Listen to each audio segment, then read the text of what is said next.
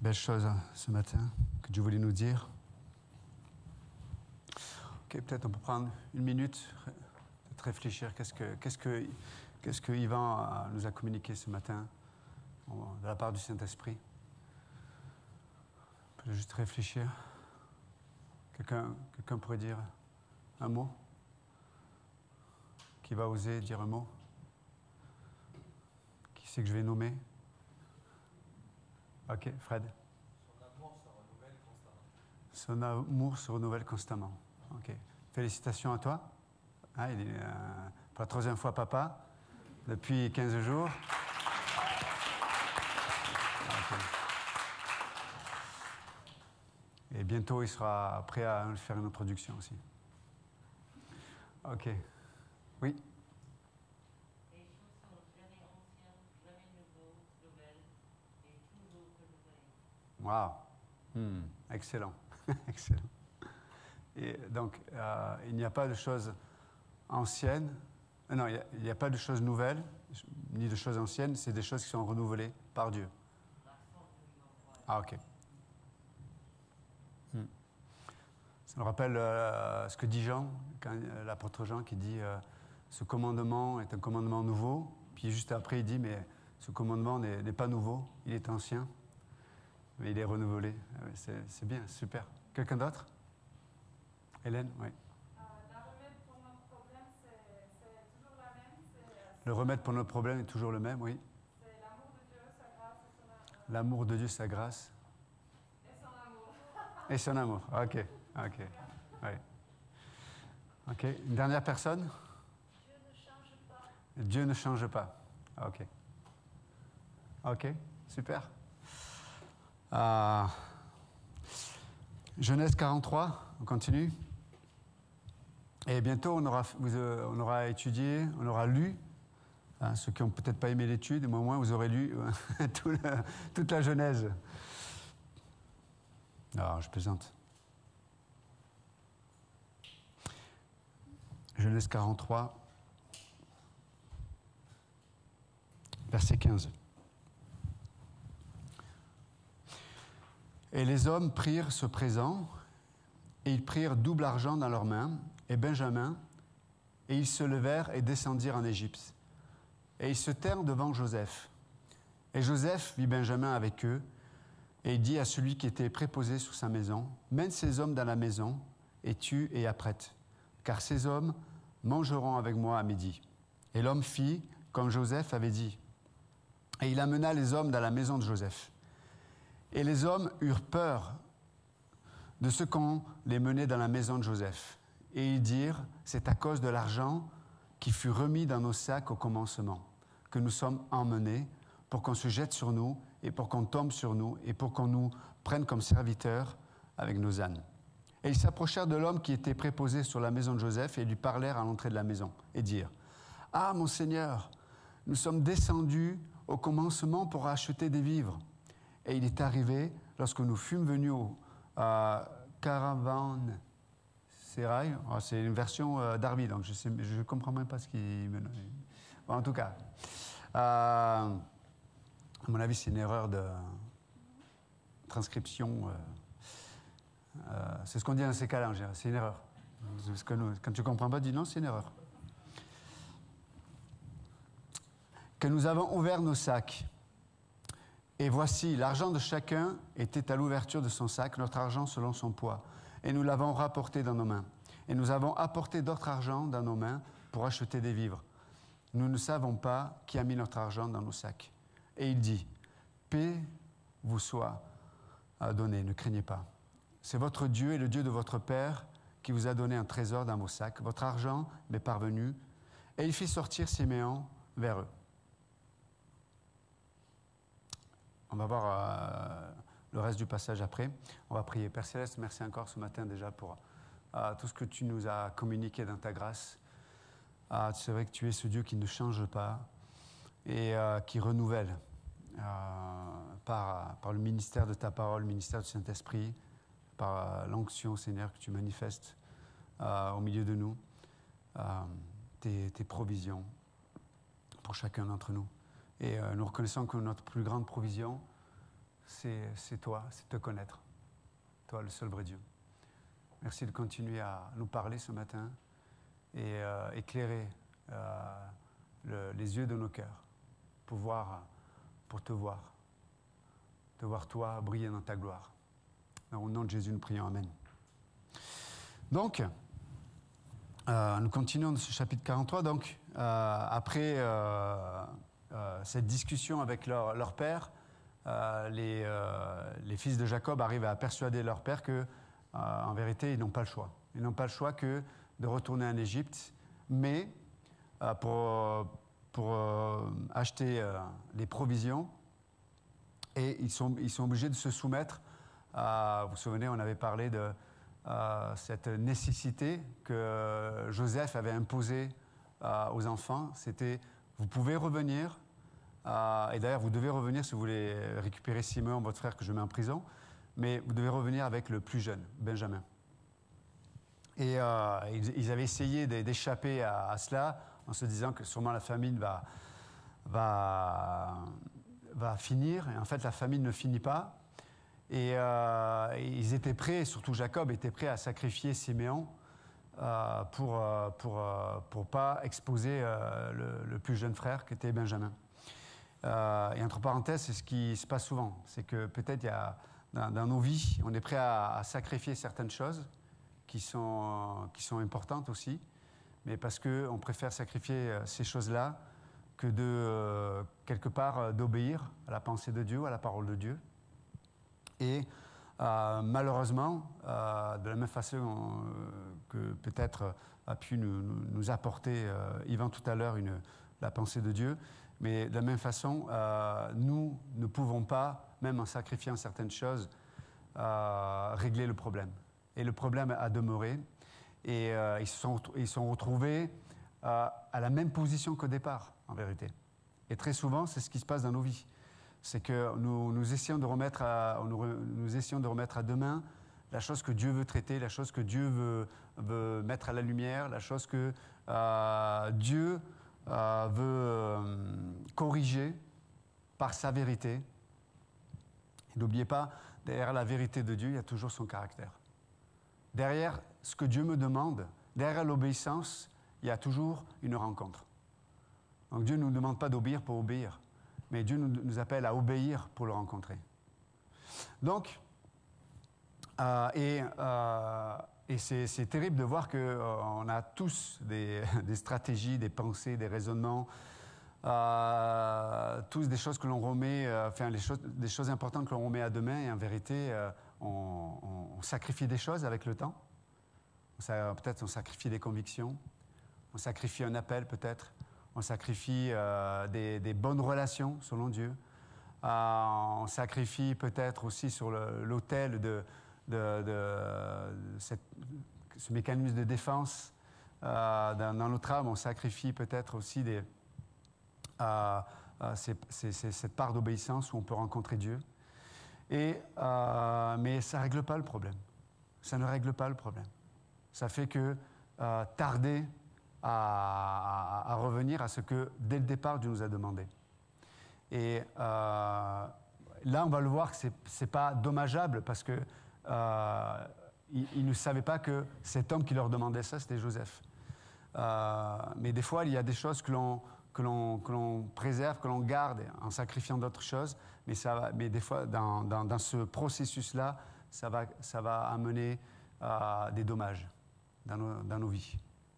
Et c'est pour ça que Dieu nous encourage, chaque fois qu'il nous demande d'obéir, chaque fois qu'il nous demande quelque chose, Dieu nous dit, mais regarde qui te demande la chose.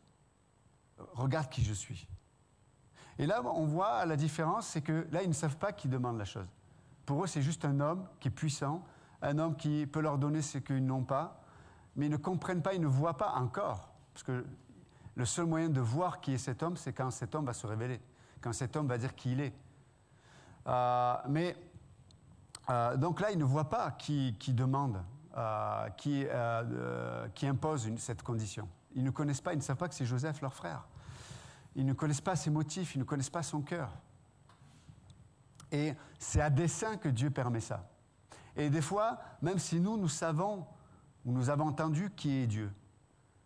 Entre le fait de savoir qui est Dieu et de s'approprier, c'est-à-dire d'avoir cette conviction de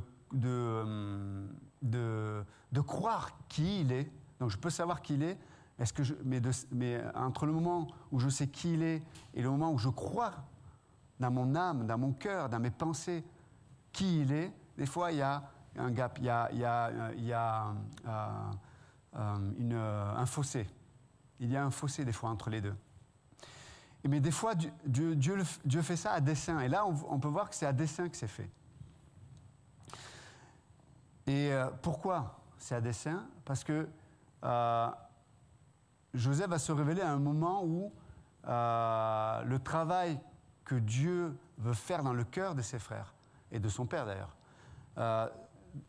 il va se révéler au moment où le travail va être fait dans le cœur de ses frères et de son père. Il y a un travail qui doit être fait. Et si vous lisez tout le passage, on peut voir que Joseph les a placés dans une position où ils sont victimes de quelque chose. C'est vrai que là, pour le coup, dans cette situation, dans cette histoire-là, ils sont victimes. C'est-à-dire que Joseph fait exprès de remettre l'argent dans leur sac. On va le voir après, dans le chapitre 44, on verra, il va amplifier la stratégie. Mais on peut voir qu'il les place dans une sphère où ils sont victimes. Pourquoi il les place dans cette sphère-là? C'est que pour pouvoir comprendre quelque part la provision de Dieu et le cœur de Dieu, mais aussi pour pouvoir accepter la repentance dans leur vie, Dieu doit les amener dans la sphère où ils vont pouvoir s'identifier avec celui qu'ils ont trahi, avec celui qu'ils ont condamné. Et celui-ci, c'est Joseph.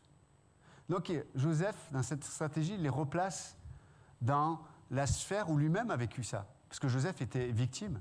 Joseph n'était pas coupable. Joseph n'avait rien à se reprocher. Et pourtant, il a été rejeté. Pourtant, il a été quelque part haï. Et au point où ils ont essayé de le tuer. Et Joseph les replace dans cette condition-là.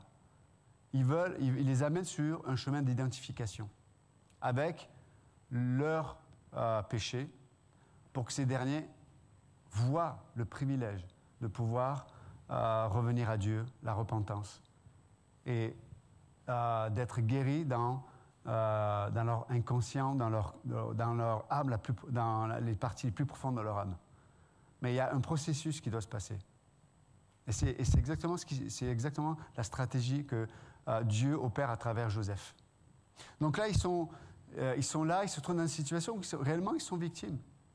Et leur première réaction, c'est que quand ils viennent là et que Joseph les invite à leur maison, eux, ils se disent, ils vont tout interpréter. Ils vont interpréter tout ce que Joseph va faire ou dire, ils vont l'interpréter à travers leur culpabilité. Parce qu'ils sont victimes et en même temps, ils sont coupables. Ça veut dire qu'ils n'ont aucun moyen de se défendre. Comme Joseph n'avait aucun moyen de se défendre.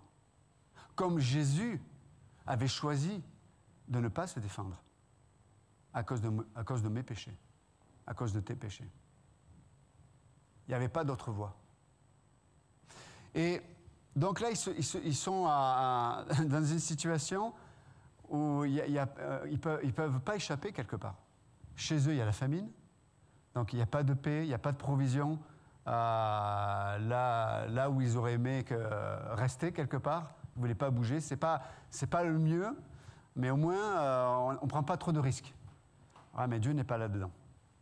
Donc la famine.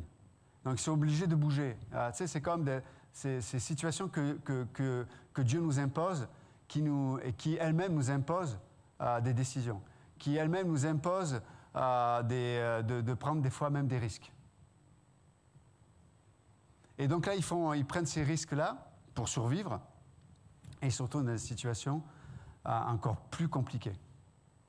Ils sont victimes, mais en même temps, ils sont coupables. Et pour le retourner dans tous les sens du terme, Et donc, du coup, parce qu'ils se trouvent dans cette situation-là, en vérité, toute leur façon de voir la vie et toute leur façon de voir ce que fait Joseph et ce que dit Joseph, tout ça est filtré par la culpabilité. De la même façon, lorsqu'il y a des choses irrésolues dans notre vie, lorsqu'il y a des choses irrésolues, ça veut dire qu'on n'est pas en accord avec Dieu. C'est la culpabilité qui va nous faire interpréter ce que Dieu nous demande.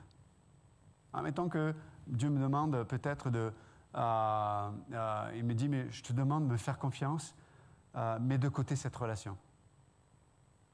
Comment je vais l'interpréter? Comment je vais l'interpréter?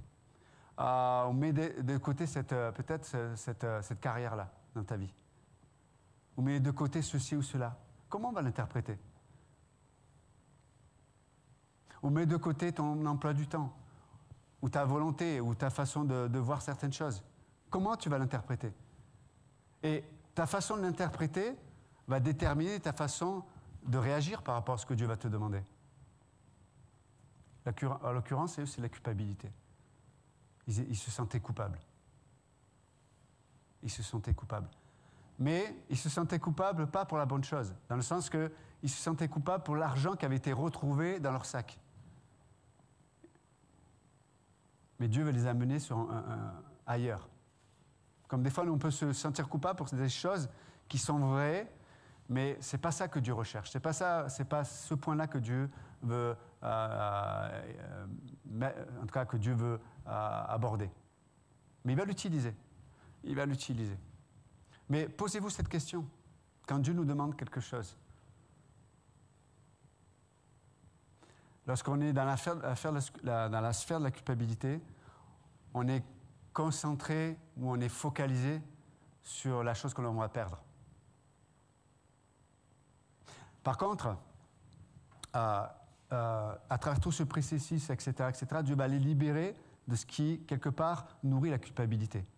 Et après, quand cette culpabilité est traitée, à la façon de Dieu, du coup, on a cette capacité de faire confiance à Dieu et d'obéir à Dieu. Je ne dis pas que ce que Dieu va nous demander ou ce que Dieu pourrait nous demander est toujours facile. Mais dans notre cœur, on aura cette conviction qu'on peut lui faire confiance. On aura cette conviction qu'à la fin, nous allons rencontrer sa fidélité. Nous avons cette conviction que ce que Dieu nous demande, en vérité, c'est la meilleure des choses. Mais il y a un travail que Dieu doit opérer dans notre âme. Et donc, je vois beaucoup de chrétiens qui luttent, qui se débattent, qui souffrent, parce que ça crée des tensions incroyables. Parce que tu ne peux pas expérimenter la paix si tu n'es pas en accord avec Dieu, en vérité. Et je vois, il y a beaucoup de souffrance, etc. Parce que il y a beaucoup de... alors là, c'est la culpabilité, mais il y en a certains, c'est peut-être la crainte de ne pas avoir ceci ou de ne pas avoir cela, la crainte de finir seul, la crainte de... Voilà, il y a tellement de craintes que l'on peut voir dans ce monde. Ce monde, aujourd'hui, est rempli de craintes. Vous savez, plus le diable le système de ce monde est une usine à produire des êtres qui sont dépendants. On est dans un monde qui est une usine à créer des idolâtres. Les gens sont dans des addictions diverses et variées, mais incroyables. Mais une des addictions que l'on peut observer aujourd'hui, qui est flagrante, c'est l'addiction à l'émotion, le sentiment, notamment dans les relations avec le sexe opposé. C'est vraiment une idole incroyable, qui empêche l'objectivité devant Dieu, qui empêche d'être libre, qui empêche de croire et d'entendre même, malheureusement, des fois, les promesses de Dieu, ou de s'accorder avec ces dernières. C'est comme... et c'est intéressant parce que leur première réflexion, c'est pas de dire « on craint pour notre vie ». Ils disent pas ça. Hein. Ils disent « je crains qu'ils nous rendent esclaves ». Intéressant. Je crains qu'ils nous rendent esclaves. Et qu'est-ce qui s'est passé pour Joseph? Il est devenu esclave. Il est devenu esclave. Ça veut dire qu'il était contraint par un maître. Il avait perdu ses droits et il devait obéir à un maître. Et donc, c'est ce qu'ils craignent là. On va finir esclave. Et malheureusement, c'est ce que l'idolâtrie fait dans nos vies. C'est que les choses qui ne sont pas réglées à la façon de Dieu, en vérité, sont juste des terrains où peut-être on se sent bien, ou peut-être quelque part ça nous rend heureux d'une certaine façon, mais en vérité on est esclave. On est esclave de la relation, on est esclave d'un idéal, d'un futur, on est esclave de ceci, on est esclave de cela. Et c'est intéressant parce qu'ils projettent leur réalité, quelque part, d'esclaves, ils le projettent sur la volonté, là c'est la volonté de Joseph, mais nous on pourrait dire, on peut projeter cette façon de vivre dans la volonté de Dieu. C'est-à-dire que Dieu nous demande quelque chose et on se dit, mais je vais perdre mes droits, je vais perdre ma liberté. Mais mon ami, la chose que tu ne comprends pas, c'est qu'à travers cette vie d'idolâtrie dont tu ne te rends pas compte, tu n'es pas libre. Tu as déjà perdu tes droits. Tu es déjà esclave. Et ce que Dieu te propose, c'est te libérer de ces chaînes-là. Et ces chaînes, elles ont un verrou, et ce verrou, pour eux, c'était la culpabilité. Mais pour certains, comme je disais tout à l'heure, le verrou, c'est la crainte. Le verrou, c'est ceci, ou le verrou, c'est cela. Parce que vous pouvez mettre ce que vous voulez derrière cela. Mais, comme Yvan le rappelait, comme on le disait la semaine dernière, Dieu ne change pas. Dieu ne change pas. Et Dieu veut accomplir ce qu'il a commencé. Et Dieu veut finir ce qu'il a entrepris. Et donc ça, c'est important. Une autre chose qu'il faut rappeler aussi, c'est que le but de Dieu derrière tout ça, c'est d'amener la réconciliation dans cette famille.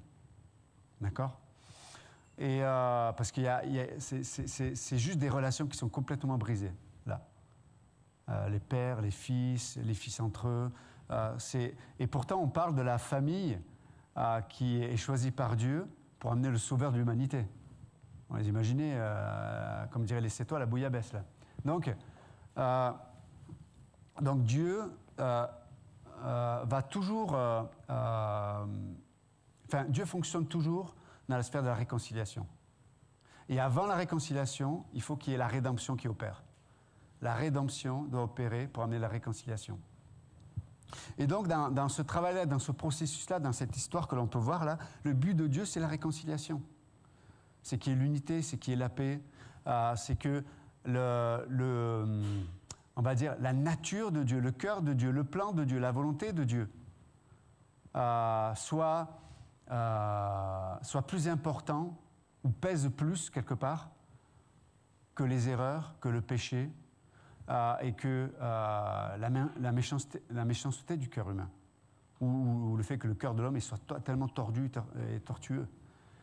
Dieu veut que son plan, sa nature, son caractère et quelque part son œuvre pèse plus de poids que tout le reste. Mais il y a un processus. Et dans ce processus, et là on voit, dans ce processus, c'est que Dieu établit des ponts. Comme des ponts qui sont nécessaires. C'est-à-dire que Dieu doit détruire certains ponts là, du passé, mais Dieu ne détruit pas sans créer de nouveaux ponts. Et là, en l'occurrence, les ponts que Dieu propose, on va dire les ponts qui relient une personne avec le plan de Dieu, avec la rédemption, avec la réconciliation, les ponts que Dieu établit, à prime abord en tout cas, au début, produisent des tensions. Comme je viens de le dire tout à l'heure, c'est des tensions. La condition de Joseph a produit des tensions. Donc, pourtant, c'est la pensée de Dieu, c'est la volonté de Dieu. Mais parce que Dieu Dieu intervient pour amener quelque part son plan et sa volonté dans la vie d'une personne ou dans la vie d'une famille, mais ça va créer des tensions. Et pourtant, jusqu'au moment où Dieu intervienne, jusqu'au moment que Dieu mette son grain de sable, tout se passait bien. En apparence. En apparence. c'était pas bien. Mais on peut malheureusement se satisfaire d'une vie, on va dire, qui est au-delà de la qualité de cette dernière, mais on peut se satisfaire de quelque chose qui nous fait du mal, qui fait du mal aux autres. Donc Dieu y intervient, et ce pont-là va créer des tensions. Les gens vont commencer ils vont commencer à se disputer. « Ah oui, mais t'as vu, c'est ta faute, t'as vu ce que tu avais fait, etc. » Et des discussions qui n'avaient jamais peut-être eu lieu, ben, on commence à les avoir. Pourquoi? Parce que Dieu vient traiter ce qu'on a caché. Hein, on a caché des fois profondément. Mais c'est ce qui est caché profondément. Alors des fois, on en a parlé la semaine dernière, des fois on est conscient de ce que peut-être on a caché, peut-être des péchés, etc. Des fois on n'en est même pas conscient. Peut-être on a des habitudes, des automatismes, une façon de penser, des raisonnements, des émotions peut-être. On ne réalise pas quelque part, mais elles ne sont pas disposées à se soumettre à Dieu. Elles ne sont pas disposées à rejoindre la pensée de Dieu. Elles ne sont pas disposées. Et donc c'est ça que Dieu doit traiter. Et Dieu va toujours mettre son grain de sable. Dieu va toujours mettre son grain de sable. Mais jusqu'à présent, tout allait bien avec Gérard. Il n'y a personne qui s'appelle Gérard. OK. S'il y a un Gérard, je vous demande pardon. Mais ça se passait tellement bien. Et puis là, Dieu vient parler et ça crée des problèmes. Ouais, mais déjà, l'évangile, c'est pas un Dieu qui vient régler nos problèmes. C'est pas ça l'évangile. L'évangile, c'est pas non plus Dieu qui vient juste tout mettre en ordre dans notre vie pour qu'on soit tellement heureux, qu'on arrive à un tel bonheur où on n'aurait plus besoin de lui. C'est pas l'évangile. L'évangile, c'est que nous sommes perdus, nous sommes pécheurs, nous sommes séparés de Dieu et que Dieu a tout fait pour nous réconcilier avec lui. Et que, vous vous souvenez, on a dit qu'une seule pensée, une seule acte qui est un péché devant Dieu, a crucifié le Jésus-Christ. Vous imaginez? C'est là où Dieu veut nous amener à la réalité de l'Évangile. Et bien sûr, est-ce que Dieu veut notre bonheur? Bien sûr, on sait que oui. Mais d'abord, l'Évangile a un but, c'est de nous sauver. Mais, donc là, on peut voir que Dieu crée des ponts, mais ça va créer des tensions au départ, c'est normal. Il va venir nous déranger, Dieu. Il va toujours venir nous déranger. Pourquoi? Parce qu'il veut que les choses soient faites à sa façon. Il veut qu'il n'y ait rien qui soit caché et qui fait qu'on va être motivé dans notre présent comme dans notre avenir, lié à un passé où la culpabilité, la crainte, tout ce que vous voulez, soit la fondation ou le fondement. Et donc, il y a tout ce processus que Dieu opère. Et donc, Dieu va détruire des ponts dans nos vies, c'est-à-dire des domaines où on a des chemins ou des habitudes ou des relations ou des raisonnements ou des émotions ou peu importe ce que vous voulez, ou une imagerie dans notre esprit. Il faut qu'il détruise ça pour pas qu'on reprenne toujours le chemin. Dès qu'il y a un peu de pression, hop, je retourne là. Dès qu'il y a un peu de pression, hop, je vais me réfugier dans quelque chose qui est malsain. Et on se dit, bon, j'attends que la tempête passe. Et puis, ouais, mais si tu vis comme ça, et tu peux vivre comme ça, tu vas jamais avancer. Tu vas jamais grandir en Christ. Tu vas jamais découvrir le cœur de Dieu réellement. C'est terrible, mais c'est vrai. Et une autre illustration, c'est quand le peuple d'Israël est resté 40 ans dans le désert. Oui, leurs souliers ne se sont pas usés. Oui, leurs vêtements ne sont pas usés. Parce que Dieu a été fidèle, Dieu a pris soin d'eux. Mais ils n'ont connu que ce Dieu-là, en fait. Qu'un Dieu qui était dans le désert, qui était fidèle pour leur nécessité extérieure. Et malheureusement, il y a beaucoup de chrétiens qui peuvent se satisfaire de cette vie-là. Mais ce que Dieu veut, c'est de nous faire entrer dans le pays de Canaan, où on va voir un Dieu qui est capable de vaincre des ennemis, un Dieu qui est capable de nous quelque part de manifester ses bénédictions, qui est capable de manifester son cœur, qui est capable de manifester sa puissance, capable de manifester sa vie. Donc, à un moment donné, on sera face à un choix dans la vie chrétienne, toujours. On sera face à un choix. Et donc, il y a toute cette stratégie que Dieu met en place, mais petit à petit, on peut voir que les frères commencent à prendre conscience de quelque chose. Vous savez, c'est comme si avant tout ce processus-là, ils étaient dans une forme d'inconscience. C'est une sorte de... OK, je sais que c'est pas... Je sais que peut-être ce qu'on a fait, c'était pas juste, ou c'est pas la façon de Dieu, c'est pas... OK, mais ça va, quoi. Ça va. Je gère. Ça va, ça va. Et... tu sais, c'est un peu des fois comme les jeunes qui prennent des risques. Tu dis, mais waouh, tu fermes les yeux, tu dis, mais il ne va pas sauter, il ne va pas faire ça. Tu sais, ils n'ont pas la conscience de ce qu'ils font. Ils sont fous des fois dans ce qu'ils vont faire ou dans des décisions. Non. Et puis après, avec l'âge, après avec les situations de la vie, ils prennent conscience des choses. Ils disent, ah non, ça, je ne le ferai pas. Mais tu l'as fait il y a 6 mois. Non, mais là, je ne le ferai pas. Vous voyez ce que je veux dire? Et de la même façon, là, à travers tout ce processus, c'est comme si Dieu les amenait à prendre conscience de quelque chose qui pour eux hier n'était pas important. N'oubliez pas, c'est ces mêmes frères qui, lorsqu'on avait abusé d'une de leurs sœurs, avaient massacré toute une tribu. Même Jacob a été horrifié de la violence de ses fils, quoi. Ils ont été vraiment incroyables, quoi. Mais c'est ces mêmes personnages, hein. Et là, il y a un travail de Dieu, et là, ils commencent à être sensibles à ce qui est important pour Dieu. Il y a tout ce processus-là. Et Dieu fait ce travail. Donc, et de la même façon, Dieu fait ça avec nous. Il y a des choses, hier, je me dis, c'est pas si grave si je prends telle décision, si je pars dans telle direction, si je fais ceci. C'est pas grave, ça ira. Tu penses que ça ira, c'est juste que tu n'es pas conscient.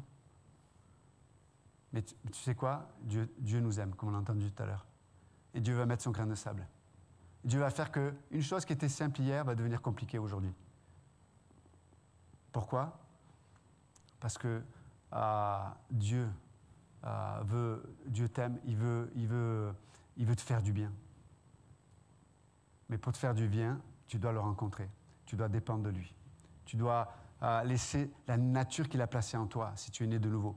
La nature qu'il a placée en toi, il veut qu'elle se révèle. Et pour qu'elle se révèle, il faut que l'ancienne meure. Simple, hein? On n'a pas changé le message. Hein? Et donc, il y a ce processus-là. Alors, bien sûr, ce matin, on pourrait dire, mais pasteur, dis-nous un truc un peu plus réjouissant, une bonne nouvelle quand même. C'est la bonne nouvelle. C'est que Dieu t'aime et qu'il va faire tout ce travail. Pourquoi?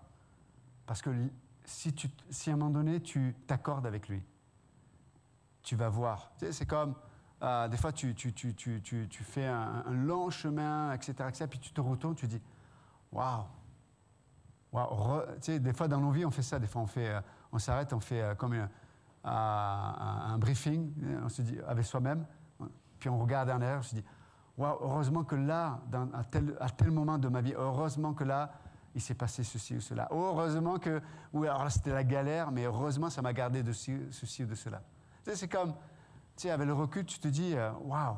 Et je sais que, et surtout, les jeunes ou plus jeunes, hein, les ados ici, mais des fois, les jeunes, on se dit, je m'en fous de ce que tu peux dire, ou je m'en fous, tu ne comprends pas. Parce que moi, ma vie à moi, c'est différent. Et je vais vous dire une chose, c'est pas différent. Vous n'êtes pas différent de moi, vous n'êtes pas différent de ceux qui peut-être sont passés par des situations avant vous. Et vous savez, l'Écriture nous dit hein, que les cheveux gris, et moi ils sont gris mais vous ne les voyez pas, c'est une couronne de sagesse. Hein? Demandez à ma femme, il y a des couronnes partout à la maison. C'est quand le gars il perd ses cheveux. mais il y a des choses que Dieu veut nous préserver, Dieu veut nous garder, il y a une sagesse que Dieu veut nous donner, parce qu'il y a des situations, il y a des domaines qui peuvent vraiment nous amener sur des décisions qui vont peser, qui vont peser très lourd dans notre vie, dans notre âme, et qui vont être emboulées pour le futur.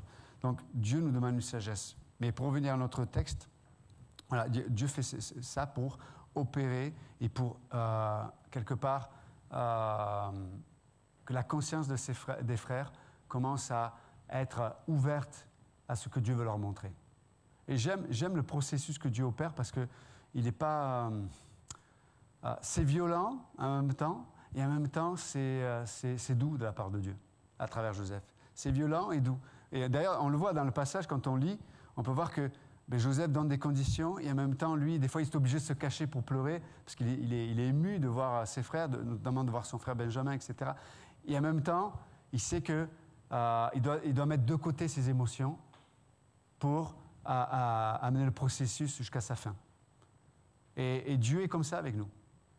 Je suis sûr qu'il y a des choses qui, comme un père, hein, il y a des choses des fois qui ne sont pas faciles à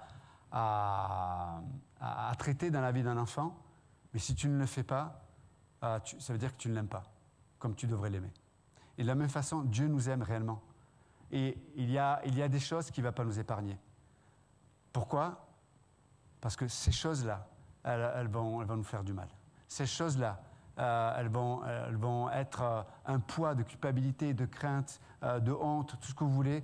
Et malheureusement, ces choses-là, c'est à travers ces choses-là que je vais filtrer dans les moments difficiles de ma vie. C'est comme ça que je vais filtrer mon regard vis-à-vis de Dieu. Donc, pour finir ce matin, c'est ça. Il y a des ponts qui amènent des tensions. Il y a des petites choses que Dieu va amener qui vont venir de la part de Dieu. Et ce n'est pas parce que ça crée des tensions, que ça crée des problèmes, que ça ne vient pas de Dieu. Vous m'entendez ou pas? Dieu vient nous déranger des fois. Je vous assure. Et ne pensez pas que parce que ça me dérange, que ça ne vient pas de Dieu. Ça peut, je ne dis pas tout le temps, hein, d'accord? Mais ça peut venir de Dieu. Parce qu'il fait un travail pour te guérir, un travail pour te libérer, et un travail pour t'enlever les chaînes que tu ne vois pas, mais qui sont vraiment présentes. Et vous savez, juste de finir cette pensée, des fois, on ne voit pas la valeur de la provision de Dieu.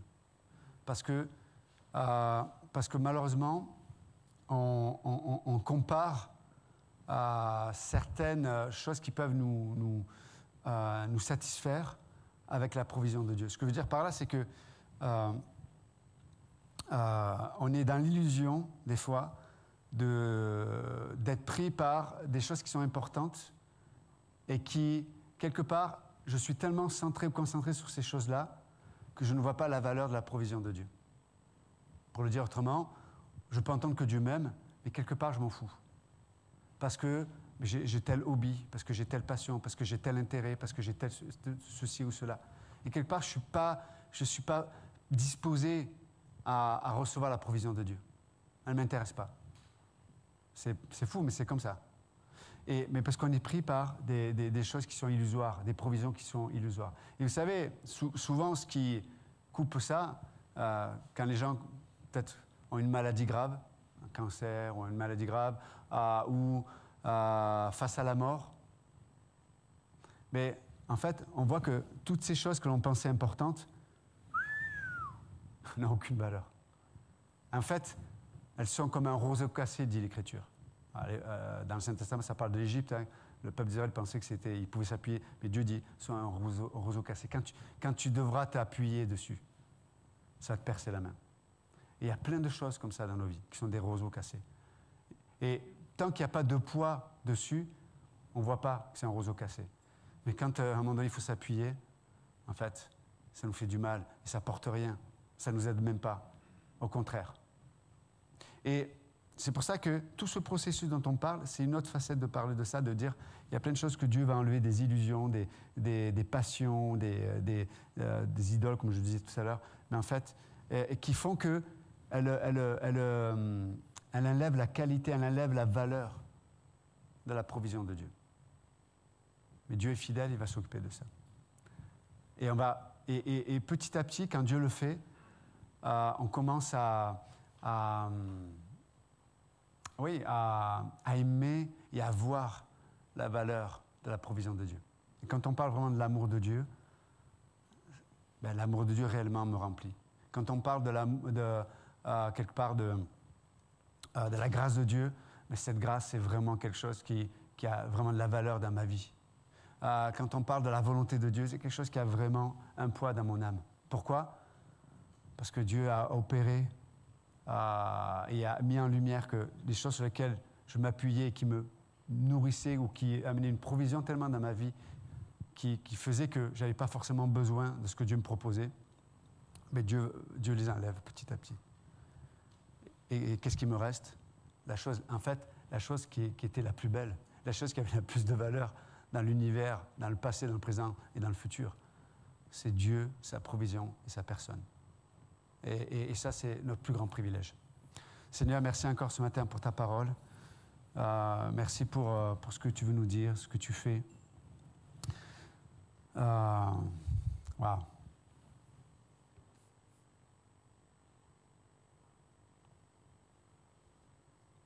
Aide-nous, Seigneur, à voir ta main qui opère dans nos vies comme un bienfait de ta part. Aide-nous à voir ce que ta main opère dans nos vies comme la réalité de ton amour pour nous. Peut-être que oui, ça ne nous laisse pas tranquilles, mais ça enlève tout ce qui nous rend aveugles à qui tu es et aux provisions que tu nous proposes. Merci Seigneur pour toutes les choses que tu permets dans nos vies, qui nous rendent de plus en plus dépendants de toi. Merci notre Dieu. C'est vrai, on connaît ce passage dans Job 42, mais quand ce dernier dit, mais c'est vrai, avant, mes oreilles avaient entendu parler de toi, mais maintenant, mes yeux t'ont vu. Quelle belle confession. Merci, notre Dieu. Merci pour ce que tu opères. Merci aussi pour toutes les choses, peut-être qui n'amènent pas des problèmes, et qui viennent de toi, et qui nous amènent à t'aimer et t'adorer aussi, Seigneur. Merci, Jésus. Et si quelqu'un ne connaît pas le Christ ce matin, si vous n'avez jamais pris la décision de lui remettre votre vie, ce matin, juste pendant qu'on a les yeux fermés, qu'on prie, peut-être ceux qui nous écoutent sur Internet, vous pouvez juste faire cette prière, qui n'est pas une prière magique, loin de là, mais peut-être vous pouvez dire avec vos propres mots de Jésus, ouais, je ne te connais pas vraiment. Je ne sais pas qui tu es, je ne peux pas t'obéir, je ne peux pas te faire confiance, je ne te connais pas, mais ce matin, j'ai cette conviction, c'est que je suis perdu. J'ai cette conviction, c'est que je suis seul avec moi-même et je tourne en rond. J'ai cette conviction, c'est que il y a plein de choses que j'ai fait, qui se trouvent en moi et qui sont contre toi. Et qui font que tu ne peux pas t'approcher de moi. Et ce matin, je veux te donner mon cœur, te donner ma vie. Je crois que tu es mort pour moi par amour. Je crois que tu es vivant, tu es ressuscité et je veux te rencontrer, Jésus.